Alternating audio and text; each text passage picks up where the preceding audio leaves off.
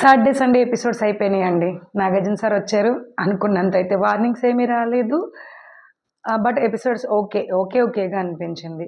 అంటే first week 'big boss' ఎలా నడిచిందో, ఈ వీక్ కూడా సాటర్డే సండే కూడా అలానే వెళ్ళింది.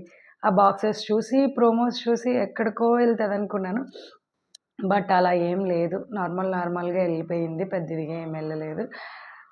ప్రోమోలు చూసి హరీష్ గారికి వీళ్ళందరికీ చాలా గట్టిగా ఇచ్చారు. మర్యాద మనీష్ గారికి అది ఇది అనుకున్నాను. కానీ ఏం లేదండి. ఇంతకే దొరికింది ఏంటంటే హరీష్ గారు. హరీష్ గారు చెప్పినది అంటే అది చిన్న ఇష్యూ నడిచింది కదండీ! ముగ్గురు ఆడవాళ్ళని. ఆయన అన్నది వేరే పాయింట్‌లో అన్నారు. బట్ చాలా మందికి వేరే విధంగా అర్థమైంది.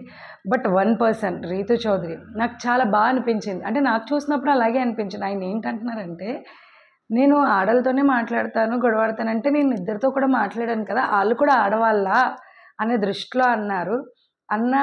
ఎవరితో అయితే డిస్కషన్ చేశారో తనకే అర్థం కాలేదు. ప్రియాకే అర్థం కాలేదు ఆయన ఏం మాట్లాడారో. అలా ఇలా నడిచింది. ఏదో గేమ్ స్టార్ట్ చేశారు. ఎలిమినేషన్ రౌండ్స్ నామినేషన్‌లో ఎవరున్నారో నుంచున్నారు. ఏదేదో నడిచింది. ఆ గేమ్ అయితే అస్సలు నచ్చలేదండి. ఆ ఓటింగ్ గేమ్ అనేది. అసలు ఆ గ్రూపుగా టాస్క్ పెట్టడం ఏంటి, అందులోంచి ఒకళ్ళని ఎంచుకోవడం ఏంటి, నచ్చలేదు. నాకు ఆ గేమ్ అస్సలు నచ్చలేదు.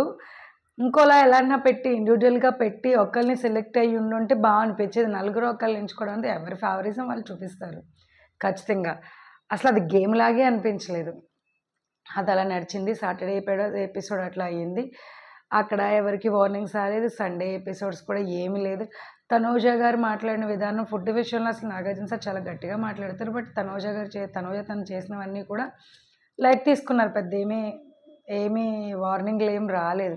చాలా ఇదిగా నడిచింది సండే ఎపిసోడ్ కూడా. లాస్ట్‌కి మనం అనుకున్నట్టే సృష్టి తను ఎలిమినేట్ అయిపోయిందండి.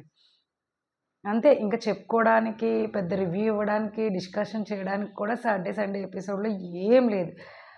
ఈ వారం ఎలా ఉంటదో చూద్దామండి. Thank you.